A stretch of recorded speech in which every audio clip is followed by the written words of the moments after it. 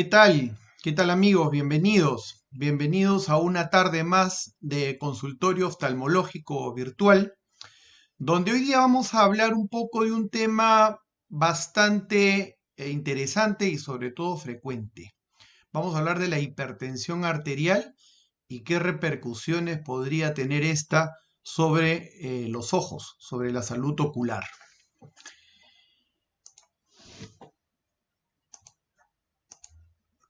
Muy bien, vamos a...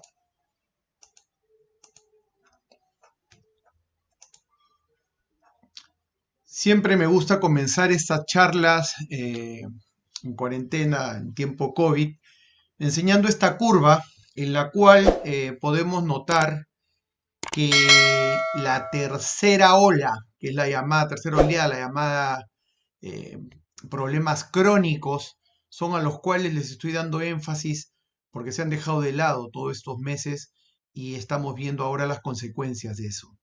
Entonces, dentro de este gran paquete de problemas crónicos, la semana anterior conversamos sobre diabetes y hoy nos toca hablar sobre hipertensión arterial y en las semanas sucesivas vamos a seguir conversando de algunos temas también bastante importantes.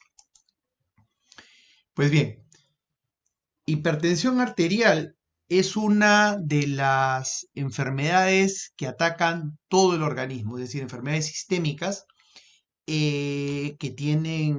están globalizadas, son a nivel mundial. Se habla de un 30% de la población mundial que está afectada por hipertensión arterial y tiene algunas consideraciones que hay que tener en cuenta. Es el principal factor de enfermedad cardiovascular y de mortalidad en las personas y es uno de los importantes y quizás principales problemas de salud pública a nivel mundial. ¿Qué evidencias científicas tenemos en relación de la hipertensión arterial actualmente?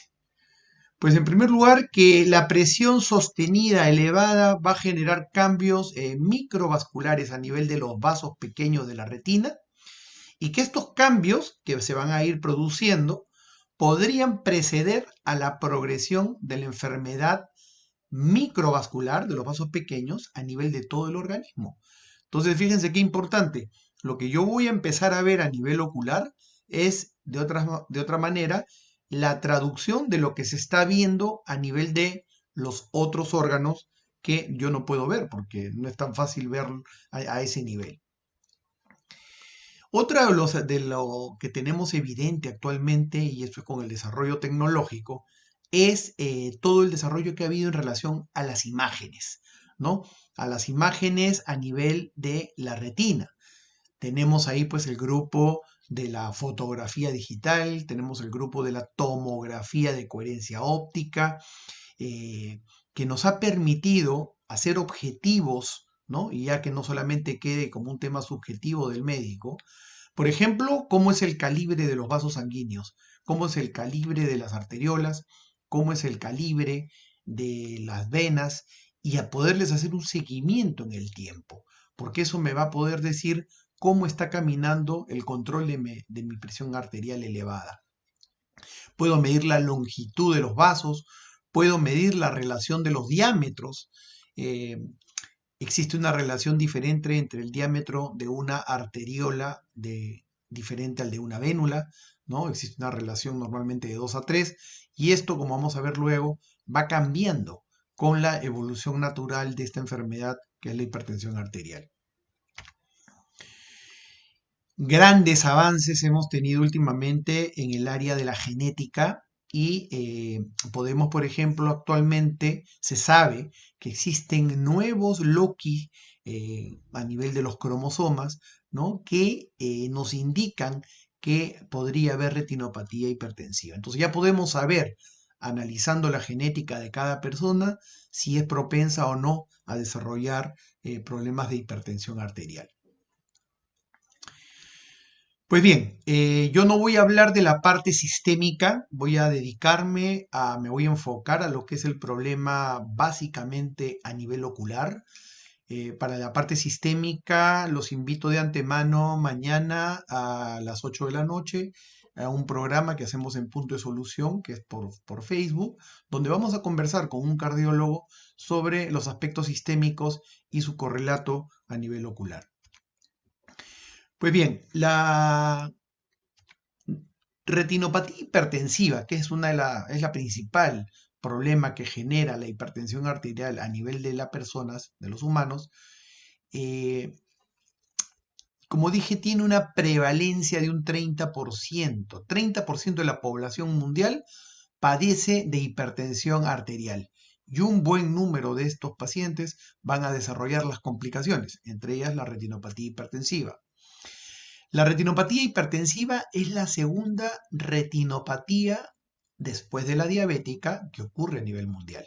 La semana pasada conversamos sobre los aspectos de la retinopatía diabética y su importancia. ¿Qué es lo que va a suceder a nivel microvascular, a nivel de los vasos pequeños? Este aumento sostenido de la presión arterial va a generar que los vasos se empiecen a poner duros, los vasos arteriolares se van a empezar a poner duros, se van a esclerosar, ¿no? Y esto va de la mano, una relación directa, con lo que es el aumento de la presión sanguínea. Cuando uno evalúa al paciente hipertenso, muchas veces nosotros como oftalmólogos recibimos las interconsultas de los cardiólogos, de los médicos internistas, médicos generales, y nos piden saber si a nivel del fondo de ojo podemos detectar cambios agudos, o sea, recientes, o cambios crónicos, que ya tienen algún tiempo de evolución. ¿Por qué es importante eso? Eso es importante porque va a depender mucho de estos cambios para saber también cuál es el pronóstico que está teniendo este paciente. Cuando los pacientes están teniendo cambios crónicos por una presión elevada de forma sostenida, pero no muy brusca, generalmente son asintomáticos, ¿no? Sintomáticos oculares. Pero esto se va a ir empeorando en la medida en que no se haga algo al respecto para controlarlo y el tiempo siga pasando. Todos estos cambios sostenidos van a ir produciendo una serie de alteraciones a nivel de la vasculatura retinal. Actualmente se han desarrollado y se siguen desarrollando constantemente nuevas clasificaciones de la retinopatía hipertensiva. Desde la retinopatía clásica descrita en el año 1939 por los autores Kate y compañía, se han ido haciendo ciertas modificaciones, pero al final todos hablan de lo mismo, hablan de la progresión que se va viendo a nivel del fondo de ojo conforme va complicándose, se va haciendo más severo el cuadro. Y eso lo voy a representar ahora con unos cuadros, unas fotos clínicas de algunos de los pacientes que han venido a consulta. ¿Por qué es importante eso? Eso es importante porque actualmente podemos correlacionar estos cambios a nivel de la microvasculatura retinal y podemos correlacionarlo con la morbilidad y la mortalidad, ¿no?, de los pacientes a nivel sobre todo de su sistema cardiovascular.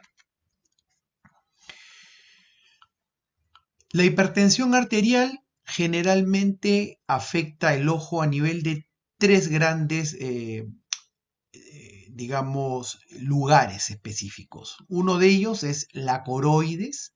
La coroides es donde ven el puntero que se está moviendo, es una capa vascularizada que se encuentra intermedia entre la esclera, que es lo blanco más externo, y la retina, que es la capa interna.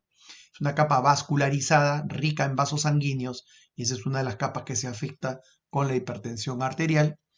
Luego tenemos los cambios que ocurren a nivel de la cabeza del nervio óptico, que también se conoce como papila. Y la más importante, le he dejado al final, pero es la más importante, son los cambios a nivel de la retina. Entonces, la famosa retinopatía hipertensiva.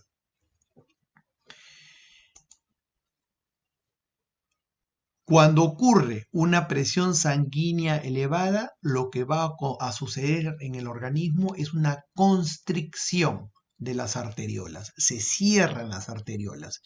Esas arteriolas cerradas van a generar una serie de cambios que vamos a ir viendo y que finalmente van a representar la retinopatía hipertensiva.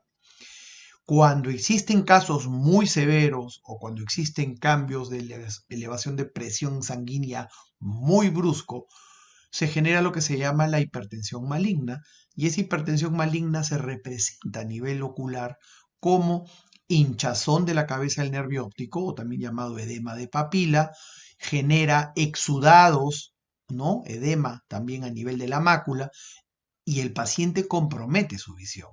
Entonces, es importante llegar a detectar estos casos antes de que sucedan estos problemas. Generalmente estos aumentos severos de presión arterial es cuando la presión arterial diastólica, es decir, la mínima, está por encima de los valores de 120 milímetros de mercurio. Sabemos que estos valores aproximadamente deberían oscilar por alrededor de los 80 milímetros de mercurio o menos. Este aumento de presión va a generar problemas a nivel de la vasculatura arteriolar. Las paredes de estos vasos sanguíneos se van a ir necrosando, se van a ir muriendo, van a hacerse permeables y va a hacer que por ahí vaya exudando cierta secreción, van a crear hemorragias y va a acumularse un líquido, un fluido subretinal, que finalmente va a generar compromiso visual definitivo.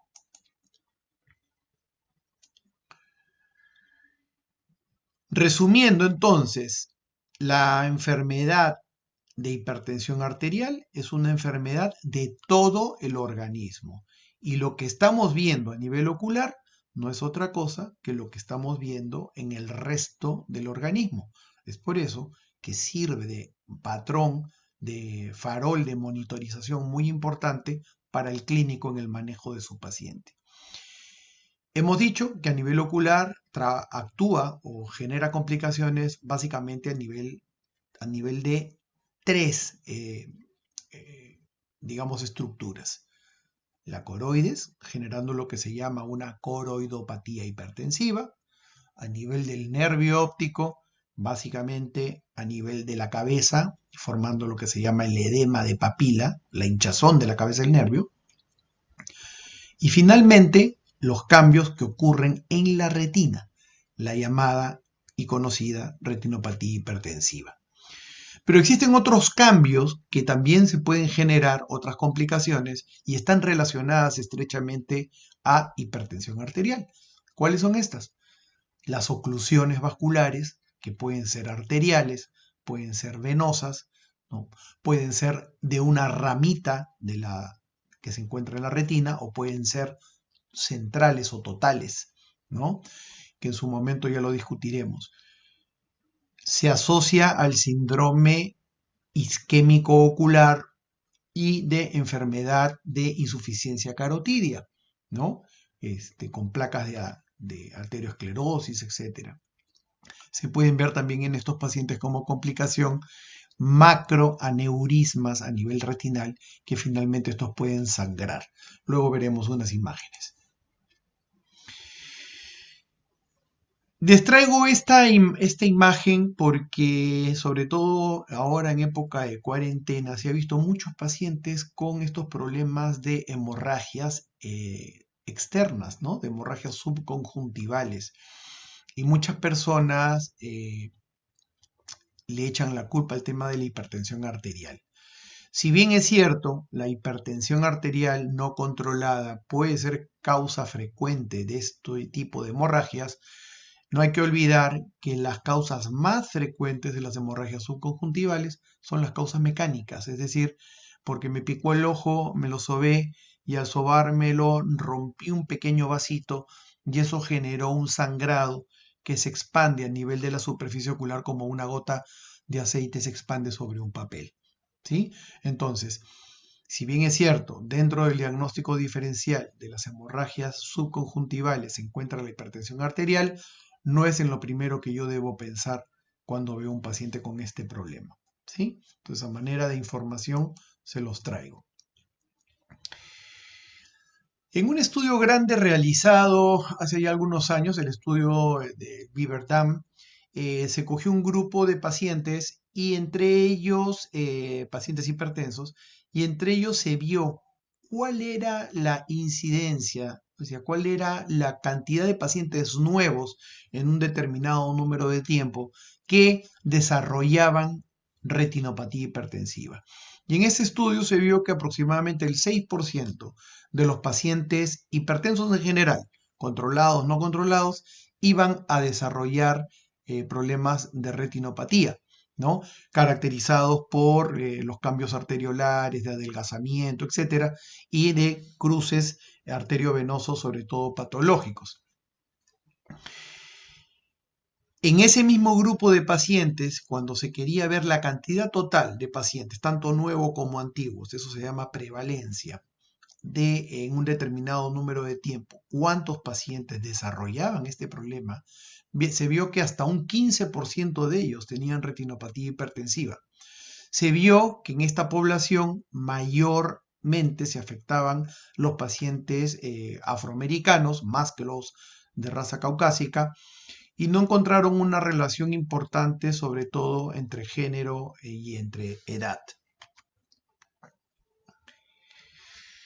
Es importante recordar que la detección de los cambios vasculares retinales son predictivos de mortalidad en el paciente hipertenso. Entonces, primera cosa que hay que tener en cuenta, no dejar de hacer sus controles oftalmológicos periódicos los pacientes con hipertensión, porque no solamente le vamos a ayudar al clínico, al cardiólogo, al internista, para decirle cómo está funcionando su tratamiento, sino que vamos a ver si se me están afectando otros órganos blancos. Recordemos que los órganos blancos, a los cuales principalmente son afectados por hipertensión arterial, está el cerebro, están los riñones, está el corazón y bueno, los ojos. ¿Por qué es importante eso? En otro trabajo que se midió la sobrevida de los pacientes a los 3 años, se vio que aquellos pacientes que tenían retinopatías incipientes grado 1 tenían una sobrevida del 70% a los 3 años. Si comparamos ese grupo de pacientes con aquellos que ya tenían un grado 4 de retinopatía, es decir, grados más avanzados, se veía que esa sobrevida a los 3 años caía a un 6%. Entonces, sí es importante controlar la progresión de la enfermedad.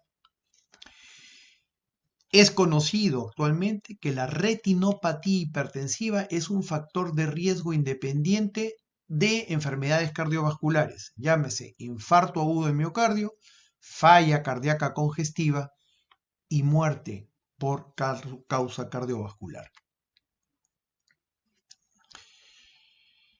Cuando uno habla de retinopatía hipertensiva, pues siempre hay algunos factores de riesgo a considerar. Básicamente nos interesa cómo se está controlando la presión arterial de mi paciente, ¿no? Tanto la presión sistólica como la presión diastólica. La diabetes también guarda cierta relación con el tema de la retinopatía hipertensiva. Se ha visto que los pacientes que además de ser diabéticos son hipertensos, pues tienen mayores complicaciones a nivel de la retina y de otros órganos debido a la diabetes.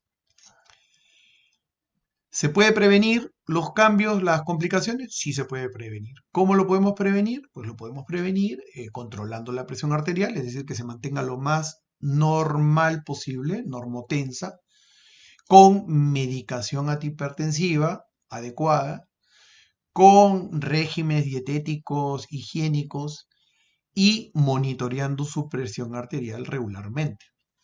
Entre otras palabras, hacerle caso a su clínico. Hemos conversado ya un poquito de por qué se producen estos problemas, estas complicaciones. Dijimos pues que al elevarse la presión arterial, los vasos pequeños de las arterias, o sea, llamadas arteriolas, se constraen, hacen una constricción. Esta constricción, a medida que pasa el tiempo, va perdiendo su impermeabilidad, ¿no? Se rompe la barrera hematorretinal y empieza a generarse la exudación de líquidos, de fluidos, y se produce isquemia, muerte a nivel de la retina, que va a conllevar a la generación de neovascularización, sangrados, algo parecido a lo que ocurría con los pacientes diabéticos.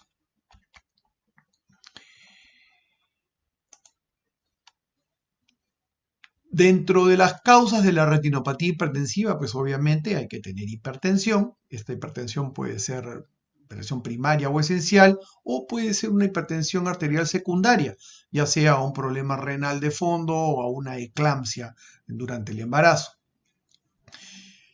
Condiciones asociadas al hallazgo de retinopatía hipertensiva, pues tenemos varias, como pueden ver aquí en esta lista. Tenemos a la diabetes, ojo ahí, porque hemos dicho hace un rato que la progresión de la retinopatía se puede empeorar con la adición de problemas de hipertensión. Por lo tanto, está demostrado que controlando la presión arterial se puede prevenir los casos de retinopatía diabética, sobre todo en diabéticos tipo 2. Hiperlipidemia, aterosclerosis, accidentes cerebrovasculares, deterioros cognitivos, ¿no? Está demostrada también la correlación entre hallazgo de retinopatía hipertensiva en hipertensos y deterioro cognitivo. Mayor riesgo de enfermedad coronaria. A nivel ocular hay dos patologías que guardan, al parecer, cierta relación directa con la retinopatía hipertensiva, y son la degeneración macular relacionada a la edad y el glaucoma. En el caso de la degeneración macular relacionada a la edad, se cree que existe alguna relación o algún efecto de la hipertensión sobre la circulación coroidea, que de alguna manera estaría afectando o empeorando los casos de degeneración de la mácula. Y en los casos de glaucoma, se ha demostrado que la hipertensión arterial aumentaría el riesgo para el desarrollo de glaucoma y su progresión.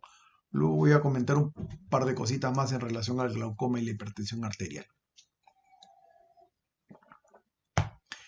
Recuerden que el diagnóstico de retinopatía hipertensiva es clínico. ¿Qué significa eso?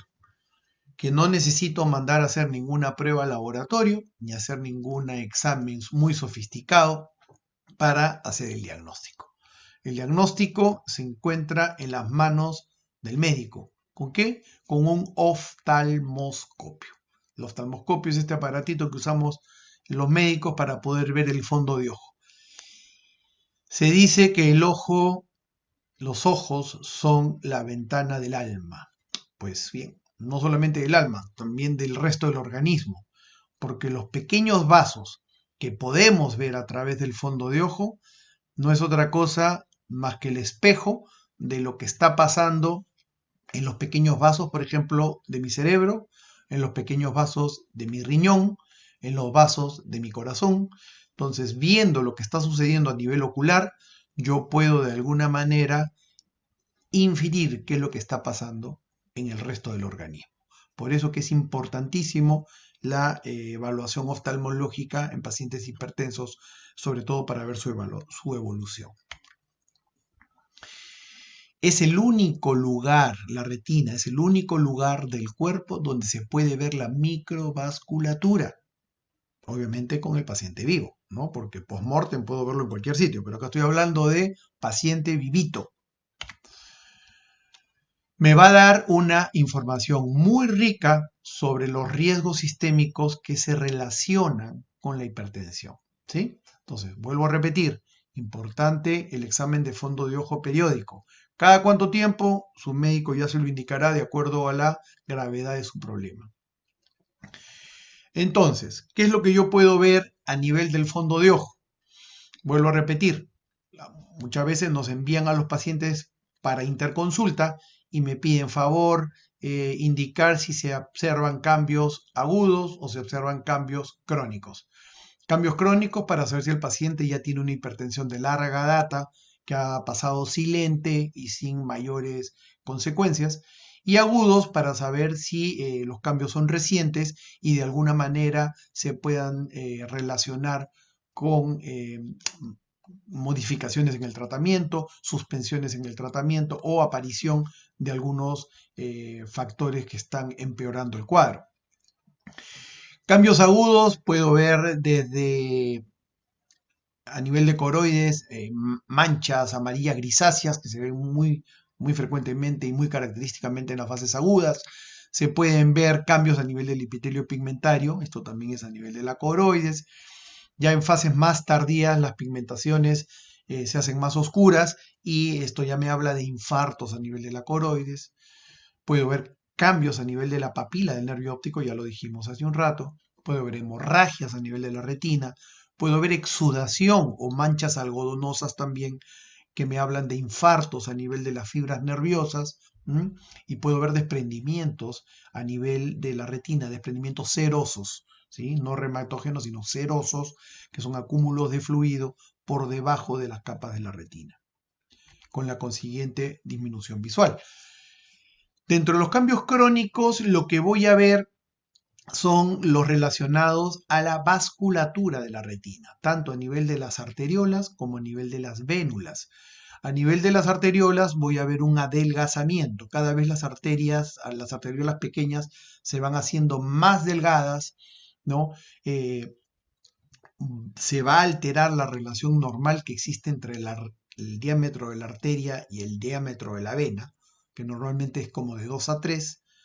La vena se va haciendo más gordita, se va hinchando, se va ingurgitando y la arteriola se va adelgazando, ¿sí? Esto, conforme va aumentando la enfermedad y el tiempo, se va haciendo cada vez más marcado. Es peor. Otro de los aspectos clínicos que nosotros vemos cuando hacemos el fondo de ojo es evaluar el brillo que tenemos sobre estas arteriolas. A medida que se va adelgazando, la columna de sangre que va pasando por el interior, por la luz de la arteriola, se va haciendo cada vez más finito, más chiquito. Por lo tanto, el hilo de sangre que corre por dentro se va adelgazando. Eso se traduce en un aumento del brillo y ya los anatomistas y semiólogos franceses de la antigüedad llamaban esto como hilos de cobre inicialmente, y conforme el problema se va haciendo más severo, se volvían más brillantes, le llamaban hilos de plata, ¿no? Los cruces entre la arteria y la vena que ocurren normalmente se van haciendo patológicos y se van marcando una serie de signos que llamamos nosotros también de pinzamientos o signo de la bayoneta, etcétera, que ya son cosas de semiología clínica. Presencia de microaneurismas, ¿no? Muy parecidos a los que se ven también en casos de diabetes. Entonces, todas estas cosas al clínico oftalmólogo lo va a orientar a saber cómo es que se está desarrollando la evolución de mi paciente. Como les dije, el examen de fondo de ojo se hace con un oftalmoscopio. De preferencia se hace con el paciente con pupila dilatada y para eso utilizamos un oftalmoscopio indirecto, que es el que se pone a nivel de la frente y se usa una lupa con la cual nosotros podemos observar una mayor área y la periferia sobre todo, que es donde ocurren los casos de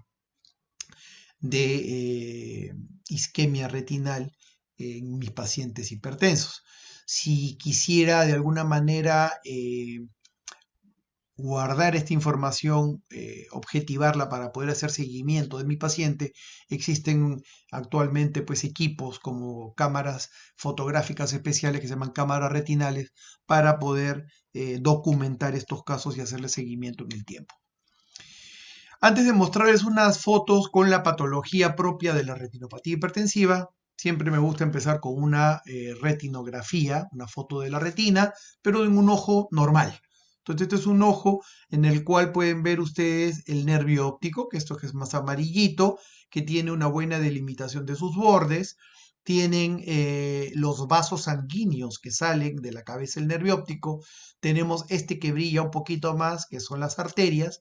Las arterias pasan siempre por encima de las venas. La vena es este vasito que está más oscurito, y si comparamos la relación que hay entre el diámetro de la arteria y la vena, más o menos es de 2 a 3, existen cruces, pero son cruces que son normales, no hay pinzamientos. Entonces, esto es un paciente que tiene una arquitectura vascular normal. Y esta es la zona de la mácula. Existen algunos vasos capilares también que son los que irrigan la cabeza del nervio óptico en un ojo en condiciones totalmente normales. Cuando tengo un paciente hipertenso, ya les dije que una de las cosas que se podían ver eran los cambios arterioscleróticos a nivel de la coroides. Y fíjense cómo tengo un paciente aquí donde, si ustedes ven estos vasos que se encuentran por detrás de los vasos sanguíneos de la retina, se encuentran más amarillentos, se pueden definir más, ¿no? Eso me está hablando de una esclerosis a nivel de la coroides. Voy a aprovechar este slide para que vean cómo también a este paciente ya se le alteró la relación normal entre la arteriola y la vena. Fíjense cómo acá está más delgada la arteria y aquí está más ingurgitada, más hinchadita la vena. Y aquí en esta otra retinografía vemos cómo este paciente tiene pues vasos gruesos coroideos que se pueden ver tranquilamente a través de la retina, esclerosados. Inclusive este paciente ya tiene algo de insuficiencia eh, circulatoria a nivel de la cabeza del nervio óptico porque lo vemos más paliducho. Fíjense la diferencia entre el grosor de la arteriola acá y de la vena aquí al costado. Entonces ya se van viendo los cambios propios de la cronicidad del cuadro. Este paciente es un paciente que ya está presentando problemas de irrigación del nervio óptico. Entonces ya estamos teniendo acá una neuropatía óptica isquémica, que vimos que era otro de los problemas que puede dar, fíjense en este paciente, con cambios vasculares propios de hipertensión, como ya se ve una papila que está más pálida, que ya no tiene la coloración rojiza amarillenta propia de la vascularización capilar que tiene normalmente. En este otro paciente lo vemos con quizás un poquito más de marcado la palidez, y también vemos más marcado cómo ya se aumenta el brillo, ¿no? Hay un aumento, esto es lo que le llamaban antiguamente en hilo de cobre, ¿no? Con una ingurgitación de los vasos venosos, tanto de la arcada superior como de la arcada inferior.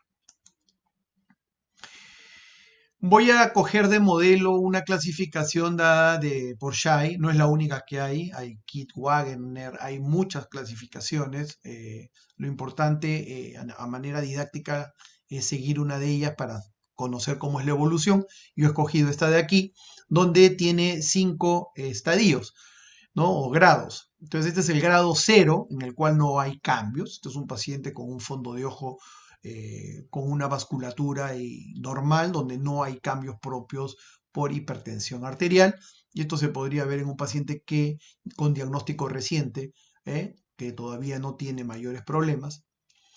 Pasamos a un grado 1, donde sí tenemos un estrechamiento arteriolar leve. Vemos cómo hay una ingurgitación de los vasos venosos, un adelgazamiento de los vasos arteriales. Se ven como los vasos tortuosos, ¿no? No se ven tan estirados, se ven como tortuosos a nivel del fondo del ojo. Y en esta otra retinografía del costado vemos con mayor detenimiento pues esta diferencia de grosor tanto de los vasos venosos como de los vasos arteriales. Pasamos a un grado 2, que es un grado mayor de enfermedad, donde ya además se suman los entrecruzamientos entre las arterias y las venas, pero ya de manera patológica, como la arteria que se pone dura, que se pone esclerosada, va pinzando la vena que se encuentra por debajo, y si esto progresa, va a inclusive generar problemas de sangrados y de obstrucción. Vemos en esta retinografía inferior cómo pues estos se hacen más tortuosos aún los vasos de la retina. Ya en un grado más avanzado, que es este grado 3, vemos todas estas manchas blanquecinas.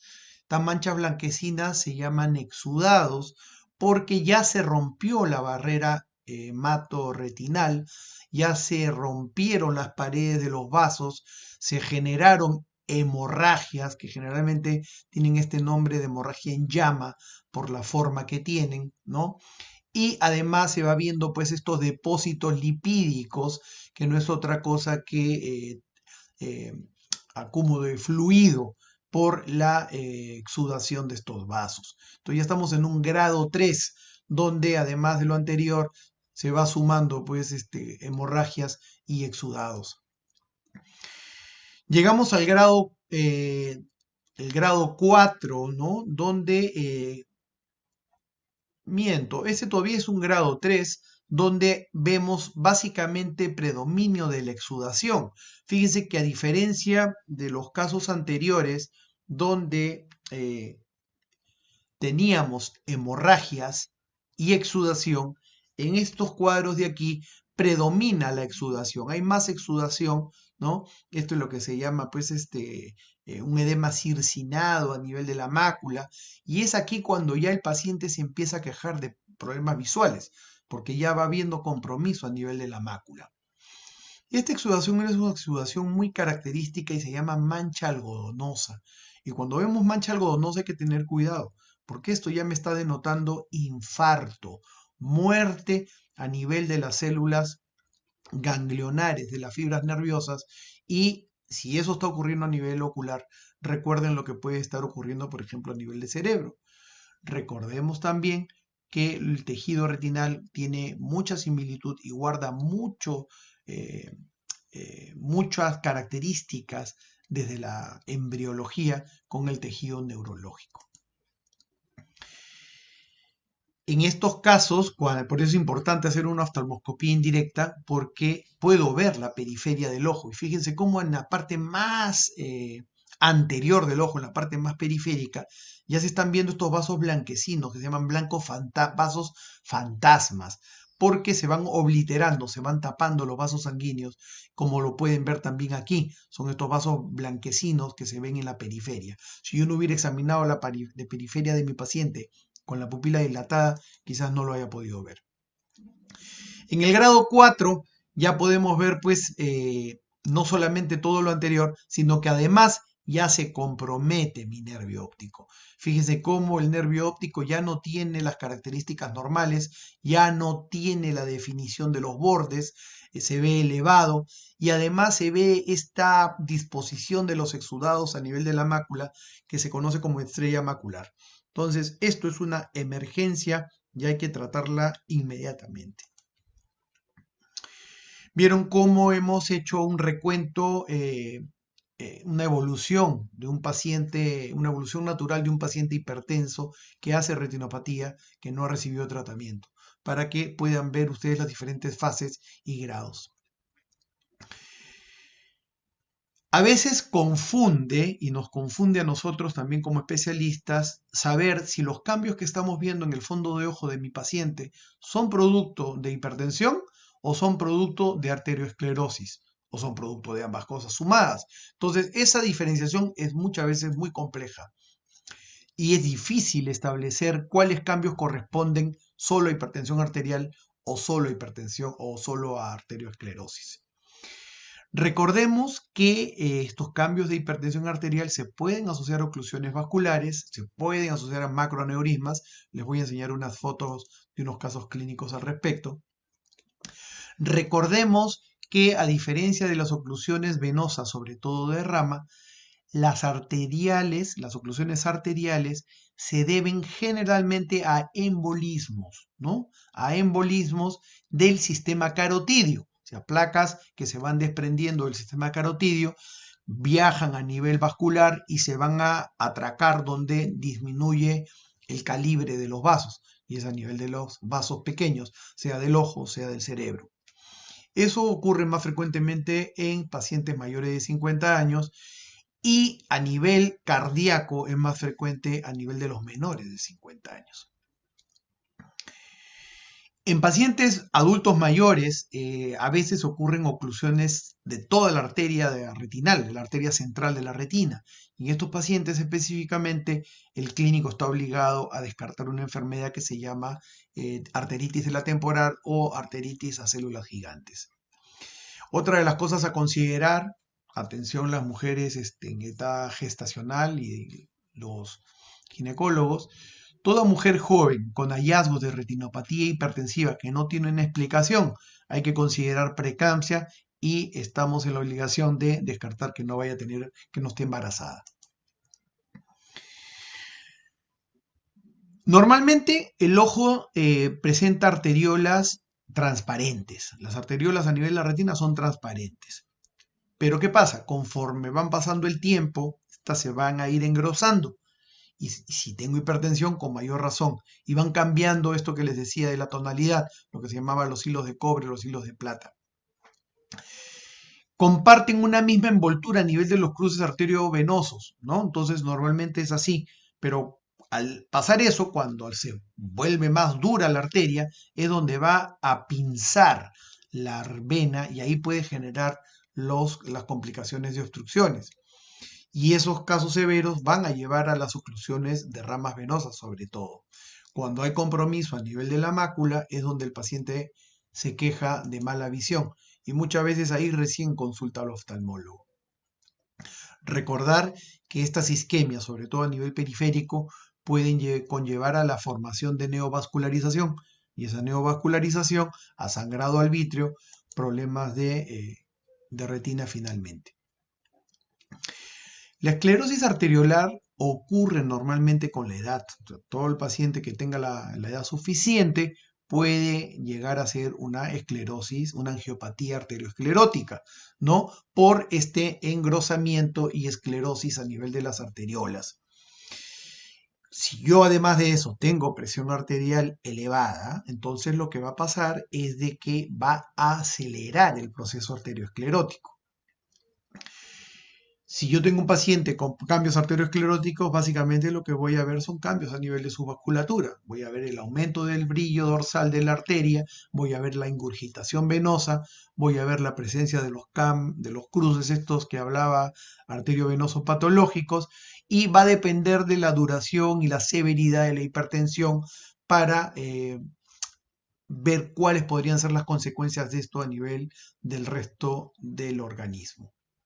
Entonces, en un paciente, por ejemplo, adulto mayor, voy a ver cambios arterioscleróticos con adelgazamientos arteriolares, aumento del brillo dorsal, ingurgitación venosa, presencia de cruces arteriovenosas. Este paciente, que es un adulto mayor, no tenía historia de hipertensión arterial. Puedo ver oclusiones venosas retinales, ya sea de ramas, ¿no? Donde característicamente se ve pues como todo un territorio de una de las venas, en este caso la temporal superior del ojo izquierdo de este paciente, se ha obstruido y ha hecho una oclusión de rama venosa temporal superior. Ese es el nombre y apellido completo. En el cuadro que ven a la derecha, que parece una pizza con salsa de tomate por todos lados, tiene sangre en los 4 cuadrantes, superior, inferior, nasal y temporal. Eso es un caso típico de oclusión de vena central de la retina y es una emergencia oftalmológica que hay que tratar inmediatamente. Las oclusiones arteriales por lo general se caracterizan por no tener sangrado, más bien se ve una retina pálida con un aumento de lo rojo, que a eso le han dado el nombre de mancha rojo cereza, ¿no? En un paciente que tiene una oclusión de arteria central. En el paciente que ustedes pueden ver en la parte inferior es un paciente de oclusión de la arteria central, pero para buena suerte del paciente se preservó una de las arterias que se llama la cilio retinal y eso hace de que la mácula reciba información y por lo tanto el paciente no perdió totalmente la visión, cosa que sí la perdió en el caso anterior. Quiero aprovechar estas imágenes para agradecer el agradecimiento al doctor Pedro Sáenz, que son de la biblioteca personal de él y que yo pude heredar.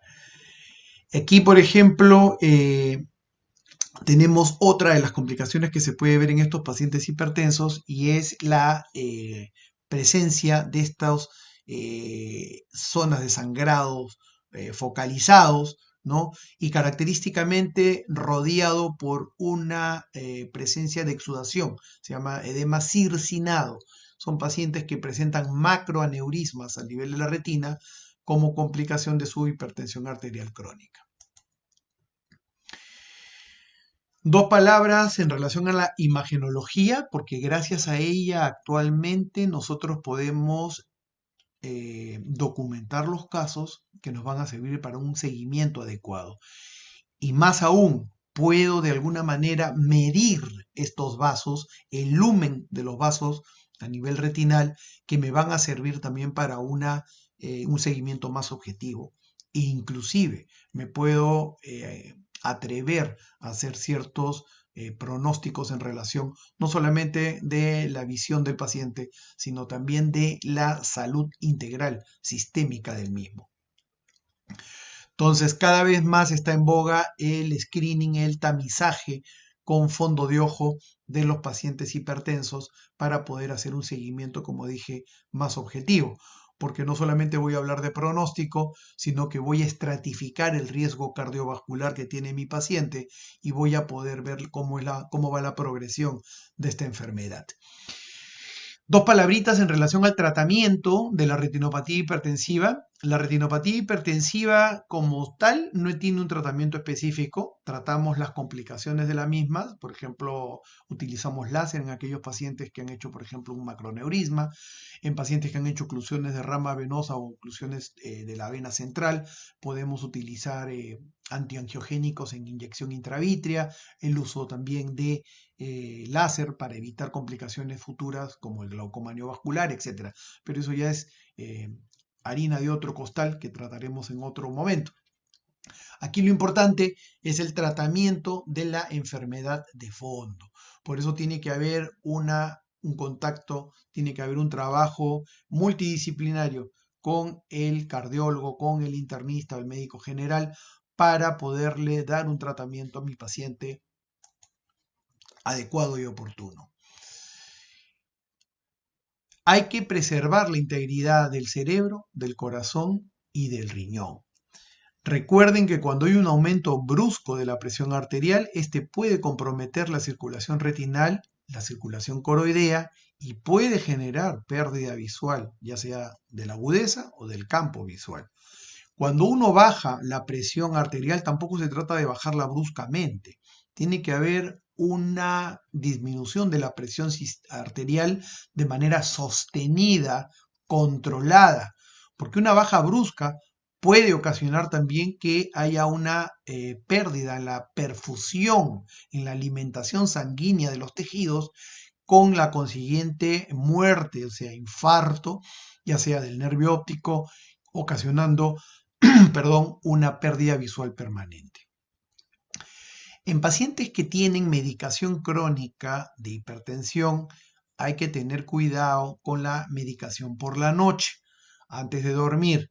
Ya recuerden que normalmente la presión arterial tiene un ritmo circadiano, normalmente está baja a nivel en las noches cuando descansamos, cuando dormimos, y cuando el paciente pues recibe medicación bajaría aún más y eso me estaría generando una disminución en la irrigación, por ejemplo, a nivel del nervio óptico, de la cabeza el nervio óptico, me podría provocar una neuropatía óptica isquémica, ¿ya? Entonces hay que tener mucho cuidado en eso y también en pacientes que además tienen glaucoma, porque podría empeorar el campo visual de los pacientes si no se da adecuadamente el tratamiento. Ya dije y les remarco, hay que hacer tratamientos periódicos y si su clínico no le está indicando eso, solicítenselo. Es importante el seguimiento de los pacientes, el seguimiento oftalmoscópico, es decir, fondo de ojo periódico, de preferencia con dilatación ocular, pupilar. Y en casos especiales, por ejemplo, pacientes embarazadas, con mayor razón se requieren evaluaciones oftalmoscópicas. Trabajo multidisciplinario, ya dije, cardiólogo, oftalmólogo, para una detección temprana, una prevención y un tratamiento oportuno de los pacientes. La detección temprana de los cambios microvasculares ayuda en la prevención y tratamiento de las complicaciones oculares y sistémicas del paciente hipertenso. No olvidar. Agradecerles la presencia, la paciencia, volverlos a invitar el día de mañana a las 8:30 por Facebook, les haré llegar las invitaciones respectivas para que se conecten en el programa de Punto Solución, donde conversaremos con un reconocido cardiólogo en relación a la hipertensión arterial, la parte sistémica y su correlato oftalmológico. Quiero agradecer una vez más la plataforma brindada por la Fundación de Exalumnos de Cayetano Heredia por hacer posible que todas las semanas podamos llegar a ustedes y de alguna manera aportar un poquito en el conocimiento de estas enfermedades que a la larga va a servir para que puedan de alguna manera poder manejar mejor sus problemas o de sus seres queridos.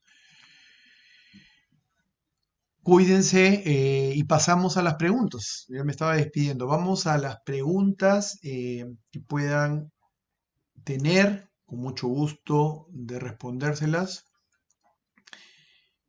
Vamos a ver por aquí. A ver, Estela Díaz me dice, ¿la mácula tiene que ver con la presión arterial? A ver, lo dije hace un momento y lo voy a repetir. Existe evidencia de que la hipertensión arterial crónica alteraría de alguna manera, Estela, estaría alterando de alguna manera la circulación coroidea y se cree que esto empeoraría la evolución de los pacientes con degeneración macular relacionada a la edad. Lo que no se ha demostrado aún es si mejorando, controlando la presión arterial, podría de alguna manera eso mejorar también el aspecto de la mácula de mis pacientes. Buena pregunta, Vanessa. Vanessa Díaz me pregunta si existe alguna relación directa entre la presión intraocular y la presión arterial. Es una pregunta que suelen hacer los pacientes o suelen confundir los pacientes, ¿no? Porque una cosa es la presión intraocular generada dentro del ojo, como todo compartimiento sellado, la presión se genera por el líquido que lo contiene, perpendicular a las paredes, y la presión arterial es la presión que se ejerce sobre las arterias, ¿no? Y que es medida generalmente a nivel braquial. No existe una relación directa entre la presión arterial y la presión intraocular. Pero como dijimos hace un rato, sí podría haber un efecto de una presión arterial no controlada, elevada, sobre la progresión de un paciente con glaucoma, ¿no? Pero por un tema de irrigación de la cabeza del nervio, más que por un aumento de la presión del mismo. Marta Elena Hurtado, aprovecho para saludar a Martica. Martica siempre ella es una de las asiduas participantes de este chat y ella se encuentra en Bogotá, Colombia, es una familia a la cual yo quiero mucho. Me pregunta si el desprendimiento de la retina es irreversible. A ver, el desprendimiento de retina tiene varios estadios y como todo hay que detectarlo oportunamente, de manera precoz. Cuando esta es detectada en forma precoz puede ser tratada con muy buenos resultados. Mientras más tiempo pasa con el desprendimiento, entonces ya el pronóstico visual también va disminuyendo. Por lo tanto, se debe actuar rápidamente. Si un ojo tiene desprendimiento de retina, no necesariamente el otro ojo lo va a tener. Existen sí pacientes que tienen desprendimientos de retina bilaterales, pero el simple hecho de que uno lo tenga no necesariamente el otro también lo va a tener, ¿sí? Entonces, eso también es algo que tenemos que tener en cuenta porque mucha gente piensa de que hay un contagio, entre comillas, o que porque tengo la condición en un ojo, necesariamente también la voy a tener en el otro. Entonces, en algunas personas, por ejemplo, miopes muy altos, sí, lo que presentaron en un lado lo pueden presentar también en el otro, pero no es la regla, ¿sí?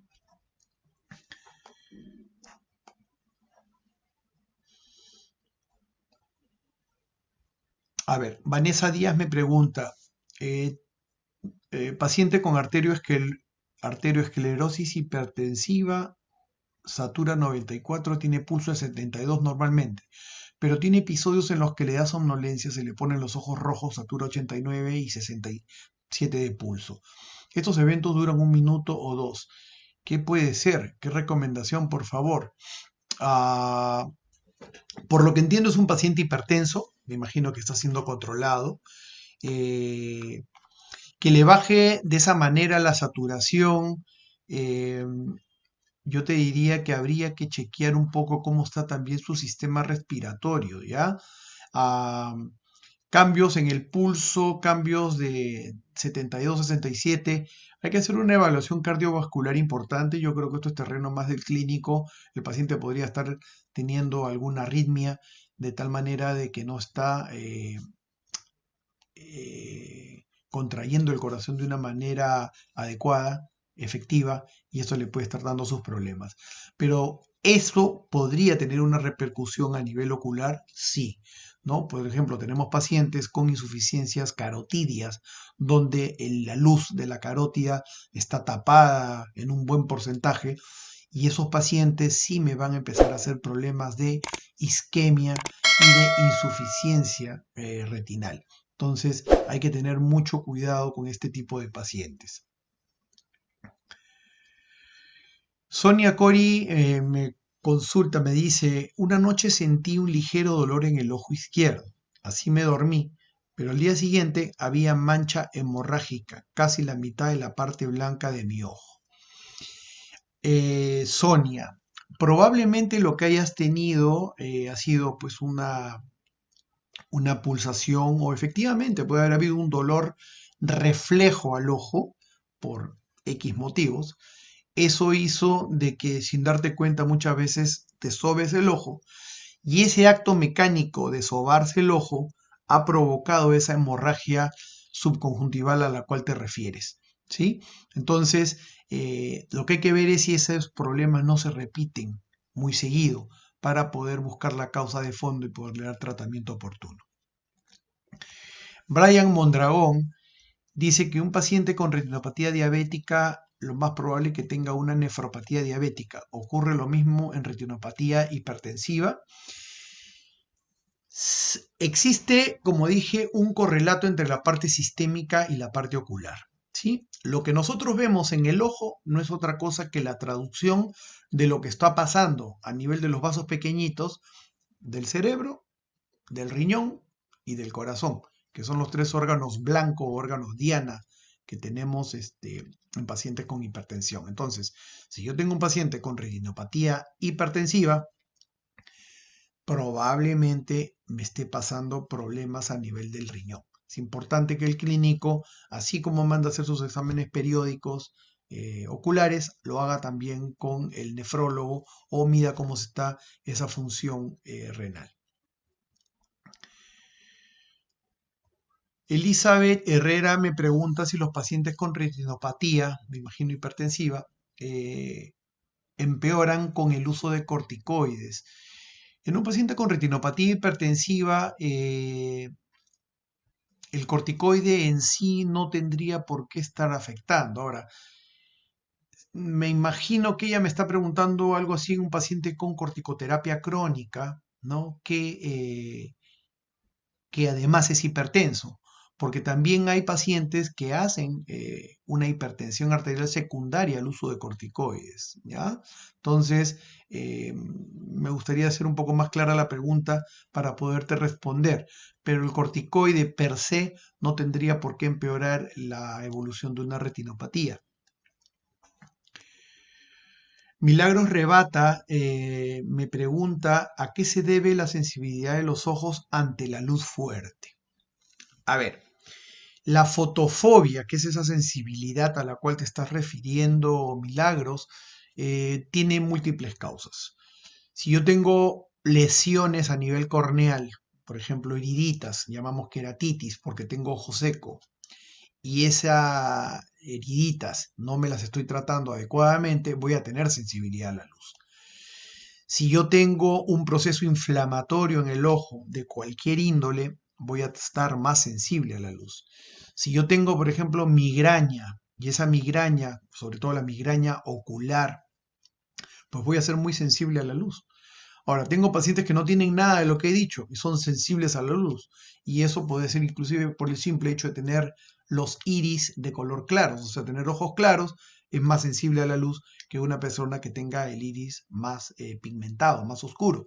Entonces, dependiendo la causa, se va a depender también el tema de la sensibilidad a la luz. Brian me dice, tomar el hipotensor antes de ir a dormir por la noche se ha visto que reduce enfermedades cardiovasculares y mejor control de la PA, de la presión arterial. ¿Podría afectar el flujo de sangre a nivel de la retina? Sí, como lo hemos dicho anteriormente, hay que hacerlo con mucha prudencia, Brian. Al dar medicación hipotensora en la noche, voy a disminuir también el flujo sanguíneo a nivel de la cabeza del nervio óptico y en algunos pacientes voy a empeorar cuadros de neuropatía óptica. Y una de las neuropatías ópticas, quizás la neuropatía óptica más frecuente, es la neuropatía óptica isquémica. ¿Ya? Entonces hay que tener mucho cuidado con esos pacientes. Elga Almeida me pregunta, a mi mamá le diagnosticaron desprendimiento de retina y como su presión no estaba controlada, no le han operado. Ya van 2 semanas de su pérdida de visión. Si yo tengo un paciente con hipertensión arterial no controlada, lo usual es que se difiera la operación hasta poder controlar la presión, sobre todo en una cirugía de retina donde hay mucha propensión a sangrado. Entonces es importante controlar la presión antes de poder entrar a cirugía eh, electiva. En este caso, que es una cirugía de emergencia, tampoco se puede esperar mucho tiempo, entonces ya debería estar bajo control por el clínico para normalizar su presión arterial, Elga. Gaby Ayala me pregunta, doctor, no sé por qué una semana sí y otra no, me duele la cabeza por 3 días, sufro de migraña, me pica ligeramente la garganta, tengo una mucosidad en la garganta que me fastidia mucho al pasar la saliva y ya no sé qué hacer, pero así estoy desde abril. Agradecería bastante saber a qué se debe, qué debo hacer, porque con este virus uno ya ni sabe cómo actuar. A ver, con eso que me has dicho, y si me hubieras dicho que te está doliendo la cabeza esta semana, todo ha comenzado hace una semana, ok, hay que parar la antena porque sí, podría ser un virus, podría ser corona, podría ser adenovirus, etcétera. Pero me dices que ya lo tienes desde abril. Si ya lo tienes desde abril, eh, por un lado tienes el tema de la migraña, que te está generando tranquilamente todos estos dolores de cabeza, eh, inclusive problemas a nivel ocular. Pero este tema que tienes a nivel de la garganta, no va a ser que estés con una faringitis crónica, Gaby, y eso te esté generando los problemas. Entonces, yo creo que sería bueno que te hagan una evaluación para poder chequear y descartar algún problema que se pueda tratar y de alguna manera te sientas más cómoda, más tranquila. Ivy me dice, hace un mes he tenido los siguientes síntomas: dolor de cabeza, dolor de espalda, ardor, sequedad de los ojos, algo de malestar. ¿Podría entender que fue COVID? Ahora de vez en cuando tengo dolores a nivel de los riñones, sequedad y ardor en los ojos. Mi ciclo menstrual ha variado como antes no se ha dado. ¿Serán secuelas del COVID? Tengo 35 años, gracias por su respuesta. Son, a ver, manifestaciones muy generales, muy inespecíficas. Yo no te podría asegurar si ha sido COVID o no, pero mira, por lo que me dices de los dolores de cabeza, ardor en los ojos, dolores de espalda, eso tranquilamente podría ser por una mala postura en las pantallas, lo que hablamos en alguna oportunidad sobre ergonomía visual, ¿no? Hay que tener en cuenta también eh, cómo usar las pantallas, parpadear más frecuentemente, lubricar mis ojos, estar bien sentado, con la espalda recta, apoyada, etcétera. Tranquilamente esa podría ser la causa de tus malestares. Ahora, eh, alteraciones en el ciclo menstrual y qué sé yo, pues sé de varios pacientes que han tenido alteraciones de estos a este nivel durante la cuarentena. Eh, no te podría decir, Gaby, Ivy, si has tenido un tema de COVID o no, pero si persisten las molestias eh, y no mejoran con este tema, por ejemplo, de las pantallas que estoy sugiriendo, sí te recomendaría que te hagas una evaluación general. Muy bien, creo que ya hemos cumplido la hora establecida. Vamos a dejar por ahora las preguntas y nuevamente agradecer la presencia de todos ustedes, su, su paciencia por estar cada presentación atentos y agradezco mucho las preguntas. Agradezco a los muchachos de Cayetano, a la Fundación de Exalumnos, por nuevamente les digo, por la facilidad que nos da de podernos comunicar y llevar nuestros conocimientos, hacerlos generales. Y nada, solamente me queda recordarles que no ha terminado el problema. Tenemos que seguir cuidándonos y tenemos que seguir cuidando a los nuestros. Será hasta una próxima edición con problemas frecuentes en consultorio virtual oftalmológico. Tengan muy buenas tardes. Muchas gracias.